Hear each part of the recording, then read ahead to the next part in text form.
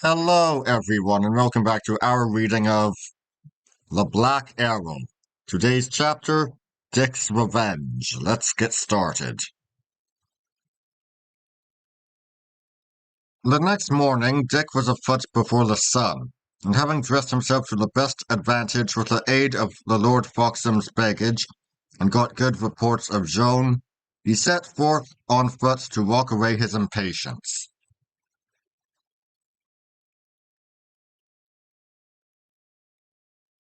For some while he made rounds among the soldiery, who were getting to arms in the wintry twilight of the dawn, and by the red glow of torches.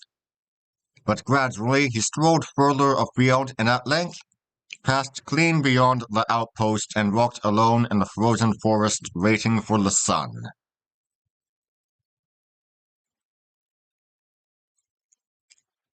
His thoughts were both quiet and happy.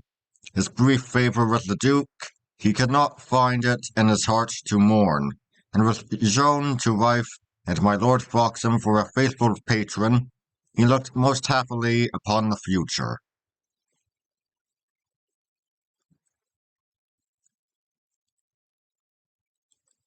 As he thus strolled and pondered, the solemn light of the morning grew more clear. The east was already colored by the sun, and a little scathing wind blew up the frozen snow.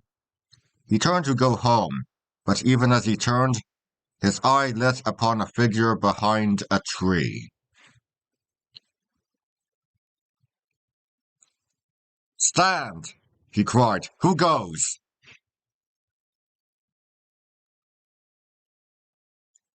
The figure stepped forth and waved its hand like a dumb person.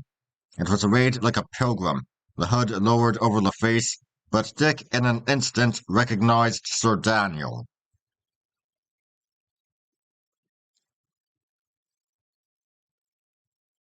He strode up to him, drawing his sword, and the knight, putting his hand in his bosom as if to seize a hidden weapon, steadfastly awaited his approach.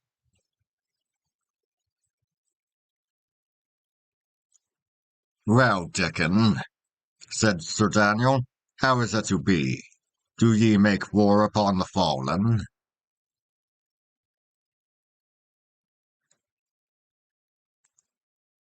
"I made no war upon your life," replied the lad. "I was your true friend until ye sought for mine, but ye have sought for it greedily."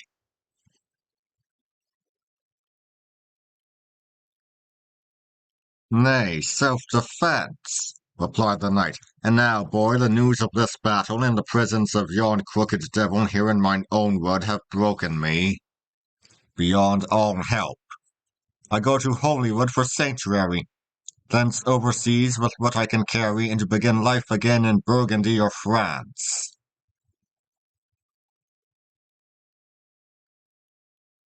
"Ye may not go to Holywood," said Dick.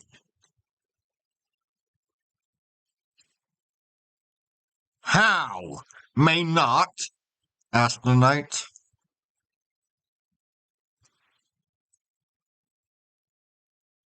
"Look ye, Sir Daniel, this is my marriage morn," said Dick, "and yon sun that is to rise will make the brightest daylight ever shone for me. Your life is forfeit, doubly forfeit, for my father's death, and for your own practices to me ward. But I myself have done amiss.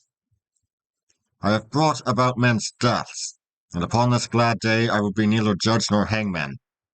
An ye were the devil, I would not lay a hand on you. An ye were the devil, ye might go where ye will for me. Seek God's forgiveness, mine ye have freely. But to go on to Holywood is different.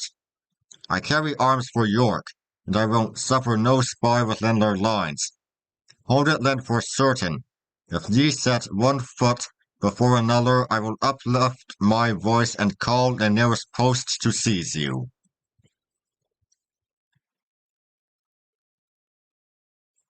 "Ye mock me," said Sir Daniel. "I have no safety out of Holywood."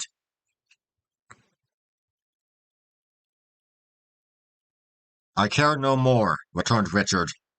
"I let you go east, west, or south, north I will not. Holy Wood is shut against you. Go and seek not to return. For once ye are gone, I will warn every post about this army, and there will be so shrewd a watch upon all pilgrims that, once again, were ye in the very devil, ye would find it ruin to make the essay.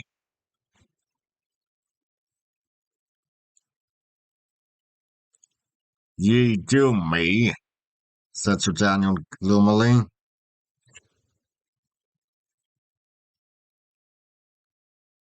I doom you not, returned Richard. If it so please you to set your valour against mine, come on, and though I fear it be disloyal to my party, I will take the challenge openly and fully, fight you with mine own single strength, and call for none to help me. So shall I avenge my faller with a perfect conscience.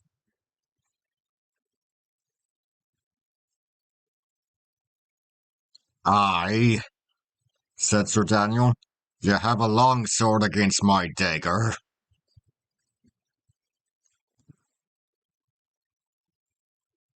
I rely upon heaven only, answered Dick, casting his sword some way behind him on the snow.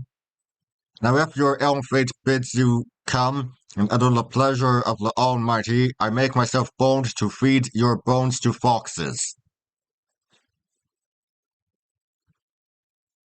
I did but try you, Dickon, returned the knight with an uneasy semblance of a laugh. I would not spill your blood.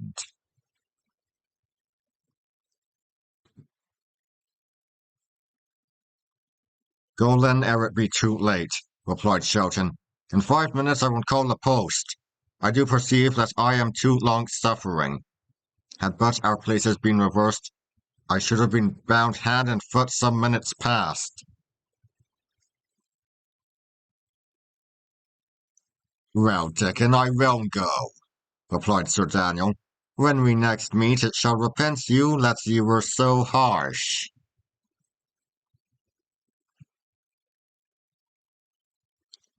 And with these words, the knight turned and began to move off under the trees.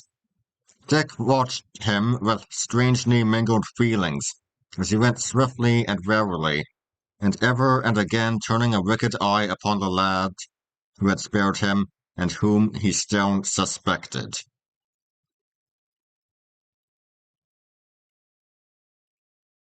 There was upon one side of where he went a thicket, strongly matted with green ivy, and even in its winter state impervious to the eye. Herein, all of a sudden, a bow sounded like a note of music. An arrow flew, and with a great choked cry of agony and anger, the knight of Tunstall threw up his hands and fell forward in the snow.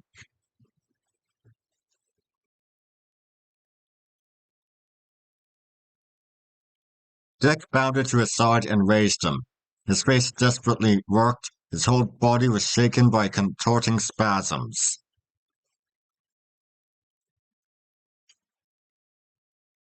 Is the arrow black? He gasped. It is black, replied Dick gravely.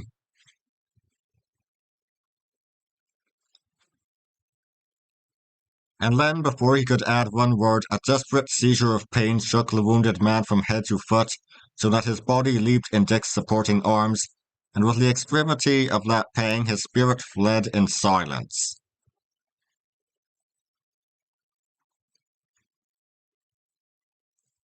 The young man laid him back gently on the snow and prayed for that unprepared and guilty spirit.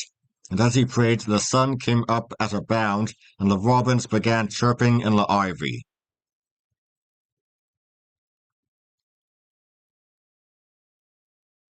When he rose to his feet, he found another man upon his knees, but a few steps behind him, and still with uncovered head. He waited until that prayer also should be over. It took long. The man with his head bowed and his face covered with his hands, created like one in a great disorder or distress of mind, and by the bow that lay beside him, Dick judged that he was no other than the archer who had laid Sir Daniel low.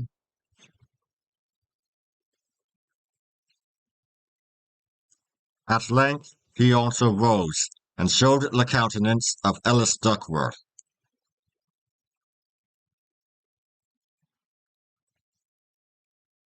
"Richard," he said very gravely, "I heard you. Ye took the better part in parting. I took the worse. And there lies the clay of mine enemy. Pray for me." And he wrung him by the hand.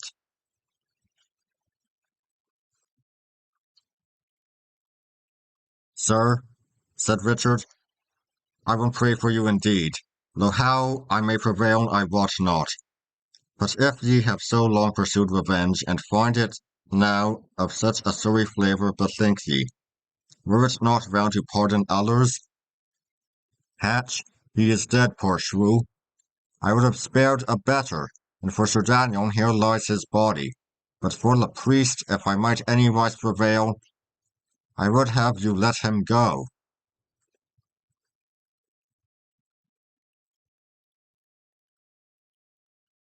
A flash came into the eyes of Ellis Duckworth.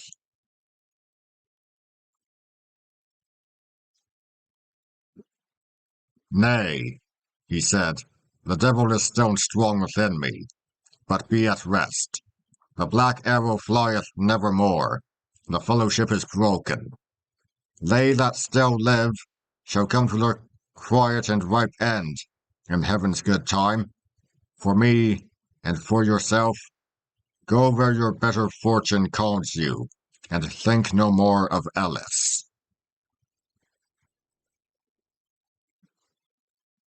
And that would be all for today. Join us next time as we bring this reading to a conclusion. I'll see you then.